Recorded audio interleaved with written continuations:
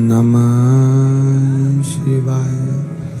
विश्वनाथ भगवान की जय, महाकाल राजा की जय, ओंकारेश्वर भगवान की जय, लक्ष्मी नारायण भगवान की जय, कुबेरेश्वर महादेव की जय। हर हर महादेव, हर हर महादेव, हर हर महादेव, हर। काशी विश्वनाथ ओगड़दानी तरकालदर्शी कैलाशी अविनाशी भगवान शिव दिन की पुनीत पावन शिव महापुराण की कथा संपूर्ण विश्व के कल्याण हेतु बाबा देवाधिदेव महादेव की कृपा से, करुणा से, भगवान शिव की कृपा से श्रवण करने का सौभाग्य आप और हमको प्राप्त हुआ है। बड़े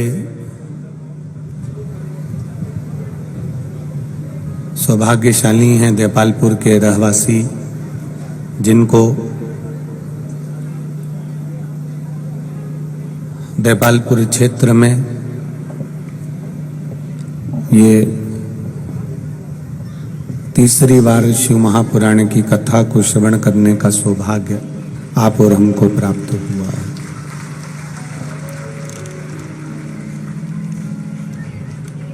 भगवान शिव की कृपा से, करुणा से, उदारता से देपालपुर क्षेत्र के ही 24 अवतार, प्रेशर खोलो, 24 अवतार मंदिर प्रांगण में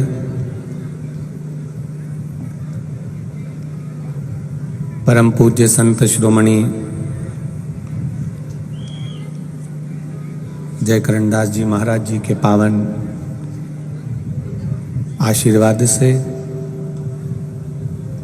24 अवतार मंदिर प्रांगण के भीतर ये कथा पूर्ण हुई थी। उसके बाद में देपालपुर क्षेत्र के ही बेटमा क्षेत्र में श्री विशाल जी पटेल द्वारा कथा का आयोजन हुआ और तीसरी ये कथा स्वर्गीय बाबू सिंह जी पटेल, स्वर्गीय लीलाबाई पटेल, स्वर्गीय राधे श्याम पटेल, स्वर्गीय नितेश पटेल की स्मृति में श्री कैलाश पटेल बमोत्रिया परिवार द्वारा बिचौली मर्दाना से देपालपुर नगर की ये पावन भूमि पर कथा का आयोजन हो रहा है। प्रभु कृपा होती है, प्रभु की उदारता होती है, प्रभु की करुणा होती है, प्रभु की दया होती है।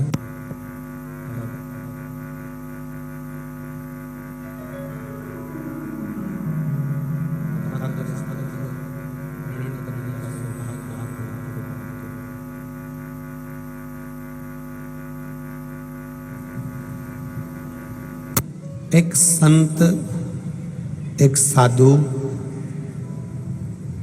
एक तपस्वी, एक साधक, एक उपासक हमारे जीवन को मंजिल तक पहुंचाने का कार्य करता है।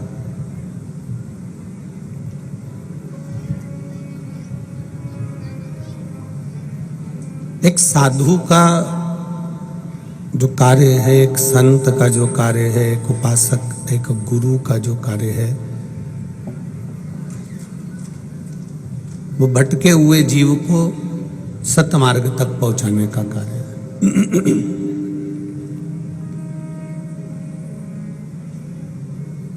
आप किस तरह से भगवान की शरणागति में पहुंच सकते हैं, आप किस तरह से भगवान के हो सकते हैं, आप किस तरह से परमात्मा का भजन कर सकते हैं, ये संत, ये साधु, ये सन्यासी, ये तपस्वी, ये साधक, ये उपासक आपके मार्ग को निश्चित करता है।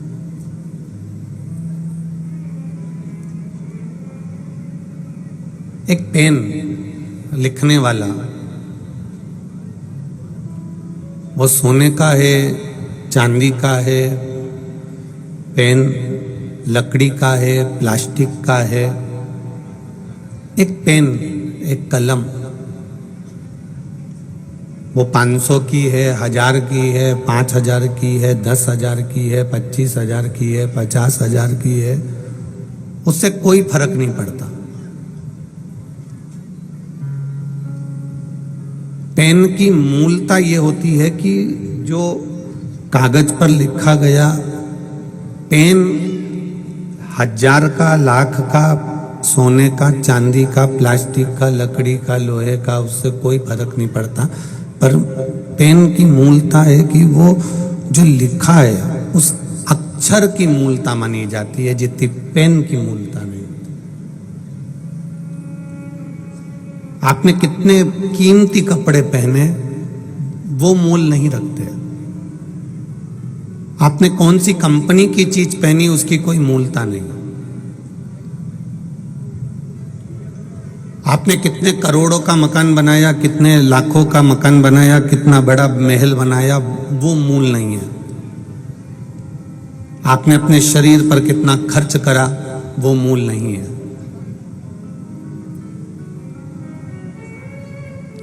मूल है मकान कितना बड़ा बनाया, उससे कोई मतलब नहीं, पर उस मकान में भजन कितना होता है, शरीर पे कितने के जेवर पहने, कितने के कपड़े पहने, वो मूल नहीं है। पर इस शरीर से कितनी जनमानस की सेवा होती है।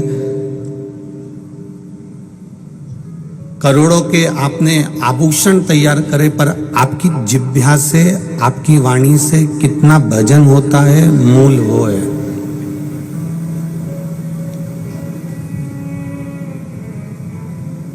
हम भजन कितना कर रहे हैं, हम स्मरण कितना कर रहे हैं, हम मंत्र जाप कितना कर रहे हैं, हम नाम जाप कितना कर रहे हैं, हम कीर्तन कितना कर रहे हैं, भगवत नाम कितना जप रहे हैं, हम भगवत भजन कितना कर रहे हैं, मूल वो है।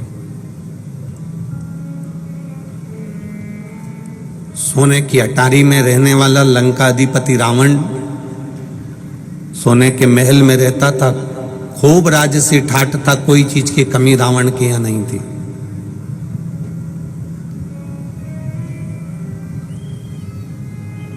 पर भजन भी कब करता, भजन भी कब धारण करता था, जब कहीं किसी पर आक्रमण करना हो या कुछ प्राप्त करना हो, तब भगवान की, शंकर भगवान की शरणागति ग्रहण करता था।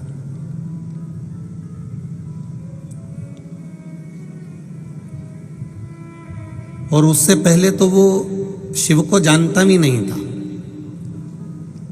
वो तो जब उसने अपने भाई पर आक्रमण करा, पुष्पक विमान उसने ले लिया, और उस विमान को लेने के बाद में जब वो चला और लेकर जब कैलाश पर्वत के ऊपर से जा रहा था, और जाते समय कैलाश पर्वत के ऊपर वाहन रुक गया, वो विमान रुक गया।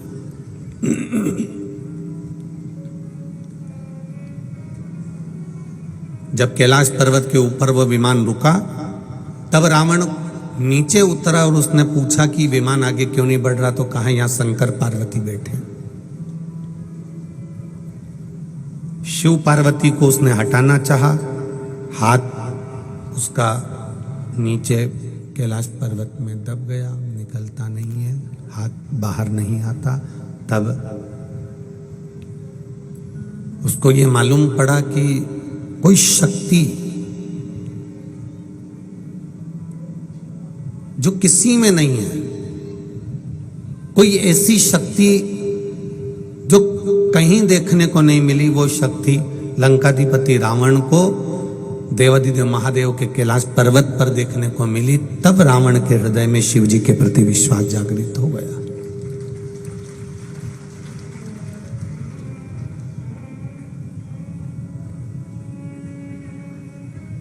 रावण के हृदय में तब विश्वास जागृत हुआ, और रावण के हृदय में तब विश्वास जागृत हुआ तब रावण ने ये विचार कर लिया, तब रावण ने ये भरोसा रख लिया कि अब मैं शिव की आराधना करूंगा, अब मैं शंकर भगवान की आराधना करूंगा, अब मैं शिव तत्व को जानने का प्रयास करूंगा।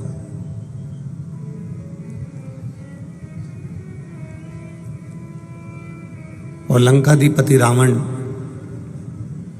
सोने की लंका में रह रहा है, अप्सराएं भी उसके दरवाजे पर नृत्य करती हैं, धन वैभव सत्ता सब कुछ उसके पास में, सब कुछ, पर प्रभु का भजन उसके पास में नहीं है। आप सोने की अटारी बना लो, बड़ा सारा महल बना लो, खूब सुंदर कपड़े पहन लो, खूब सुंदर आभूषण बनवा लो, पर आपके हृदय में किसी के दुख को देखकर दुखी होना नहीं सीखा, आपके हृदय ने किसी को सुख को देखकर सुखी होना नहीं सीखा, आपके हृदय ने अगर किसी पराये के दर्द को जानना नहीं सीखा, तो फिर सोने की अटारी और सोने का महल और अच्छा कपड़ा किसी काम का नहीं है, वो किसी काम का नहीं।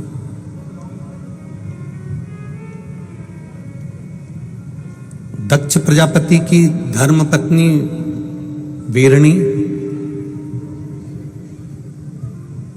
जो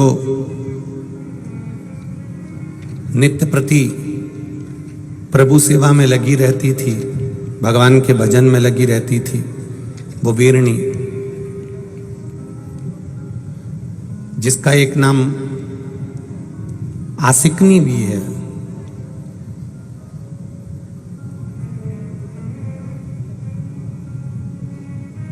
कितना तपबल है उसके भीतर, वो कितनी तपबल में लीन रहती है, कितना भजन में लीन रहती है, कितना स्मरण में लीन रहती है, और उसके तपबल के कारण अपने कुछ महीने का गर्भ अपनी बहन कह लो, सखी कह लो, या दक्ष प्रजापति की दूसरी पत्नी है तो सोतन भी कह सकते हो, एक अपनी बहन के गर्भ में फिर वो गर्भ स्थापित कर देना, फिर वो गर्भ दे दे।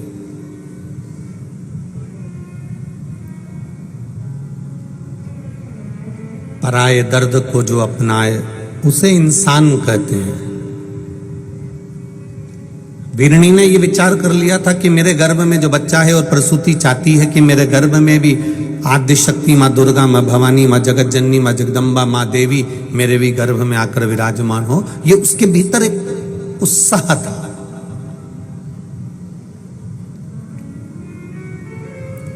वीरणी, आसकनी, जिसने अपने गर्भ के बच्चे को,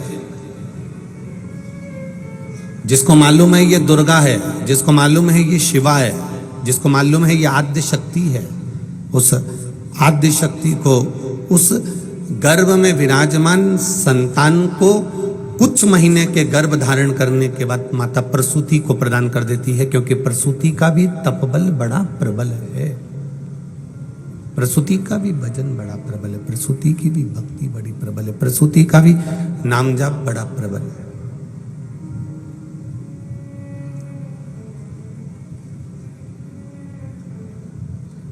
फिर वही बात आई कि सोने की कलम मूल नहीं है, चांदी का पेन मूल नहीं है, मूल है जो अक्षर कागज पर लिखे गए हैं, वो मूल है। आपके पास में करोड़ों का धन वो मूल नहीं है,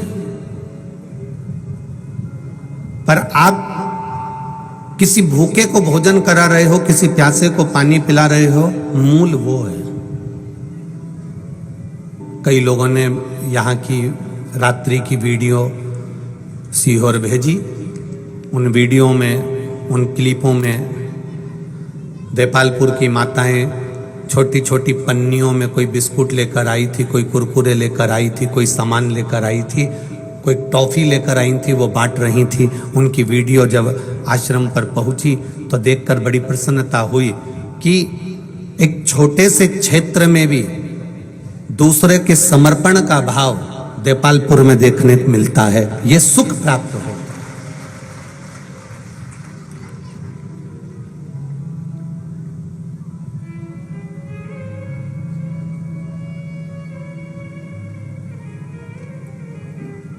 आपका समर्पण ही देखने को मिल रहा है, आपका विश्वास देखने को मिल रहा है। धन, अटारी, संपदा, दौलत, सत्ता